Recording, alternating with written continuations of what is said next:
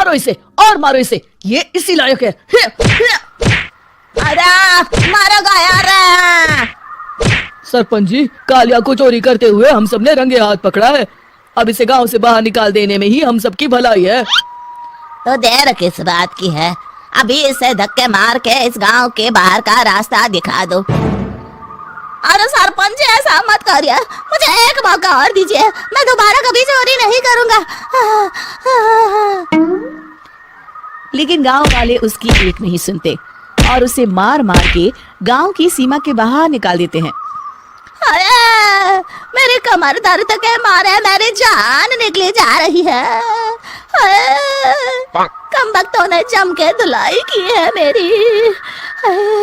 अरे भगवान करे इनके गांव में भूचाल आ जाए, धरती फट जाए और सब गांव वाले उसमें समा जाए। चलते चलते कालिया जंगल में पहुंच जाता है। उसे वहां एक प्रयोगशाला दिखाई देती है। अरे इस जंगल में ये अजीब सा दिखने वाला घर किसने बनाया है, चल कर देखना पड़ेगा। कालिया प्रयोगशाला के पास चला जाता है। दो वैज्ञानिक प्रयोगशाला में बातें कर रहे होते हैं। बधाई हो डॉक्टर चमन, आखिरकार हम दोनों ने मिलकर एक ऐसी घड़ी का आविष्कार कर लिया है जिसे पहनकर कोई भी इंसान गायब हो सकता है। हाँ हाँ, तुमने बिल्कुल सही कहा डॉक्टर जर्माटो। अब कल सुबह ही हम इस जंगल से निकल जाएंगे, लेकिन उससे पहले आज रात के खाने का बंदोबस्त करते हैं। हाँ हाँ, मुझे तो बड़ी जोरों से भूख लगी है, चलो चलते हैं। दोनों वैज्ञानिक वहां से चले जाते हैं। उनके जाते ही कालिया प्रयोगशाला में दाखिल होता है। अच्छा तो ये बात है। कालिया बड़े से कांच के अंदर रखी घड़ी को बाहर निकाल लेता है और अपनी कलाई पर बांध लेता है। फिर घड़ी में लगा बटन दबा देता है।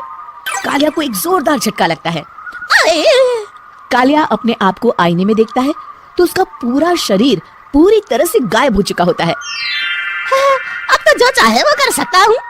सबसे पहले मैं उन सभी को सबक सिखाऊंगा। गांव वालों, मैं आ रहा हूँ। कालिया गांव की ओर चल पड़ता है। थोड़ी देर के बाद दोनों वैज्ञानिक वहां आते हैं। अरे ये क्या, लगता है कोई हमारी घड़ी चुरा कर ले गया है। ये देखो पैरों के निशान।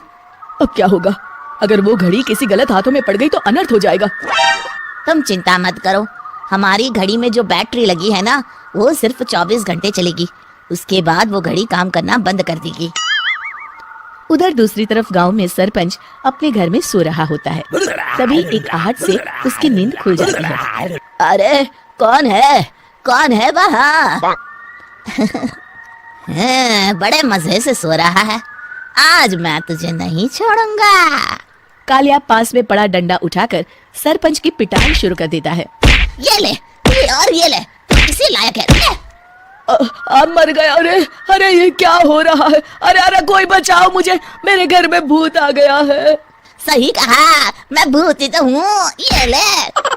अरे भूत जी, मैंने आपका क्या बिगाड़ा है, मुझे छोड़ दीजिए। आपको क्या चाहिए?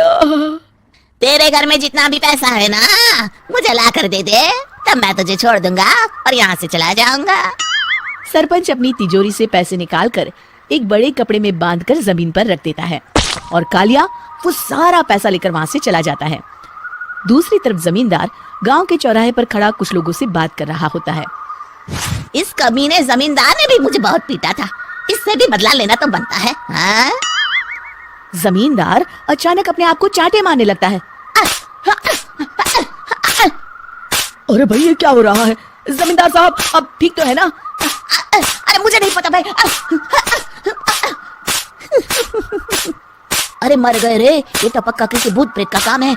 जमींदार के अंदर कोई भूत आ गया है, इससे पहले कि ये हमारे अंदर आ जाए। मनोहर भाई, अपनी जान बचानी है तो भागो यहाँ से। ये क्या? अरे बाप रे बाप, मुझे तो भूतों से बड़ा डर लगता है, मैं तो चला यहाँ से। अगली सुबह इस घटना से पूरे गांव में दहशत फैल जाती है। सभी गांव वाले आपस में बात करने लगते हैं। अरे भाई पता नहीं कहाँ से हमारे गांव में एक भूत आ गया है।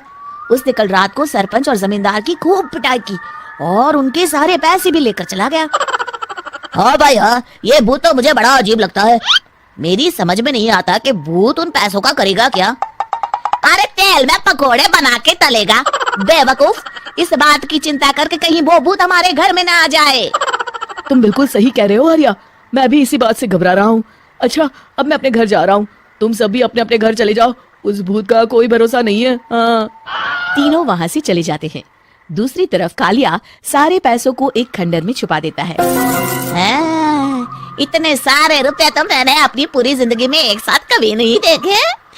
इस तरह कुछ दिनों में मैं अमीर बन जाऊंगा। आज मैं उस मोटे बब्बन को अपना शिकार बनाऊंगा।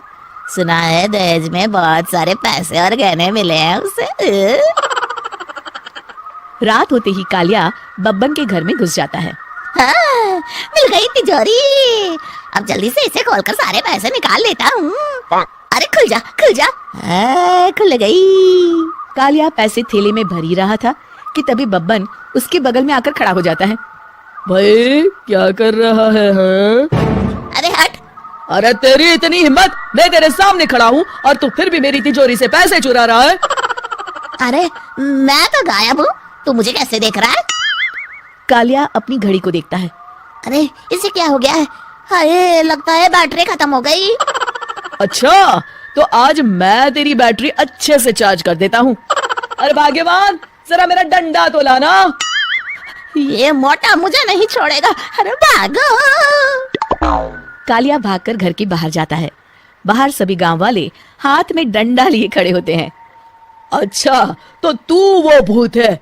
मुझे माफ कर दीजिए सरपंच जी, मैं आपके और जमींदार जी के सारे पैसे लौटा दूंगा और आज ही हमेशा के लिए ये गांव छोड़कर चला जाऊंगा।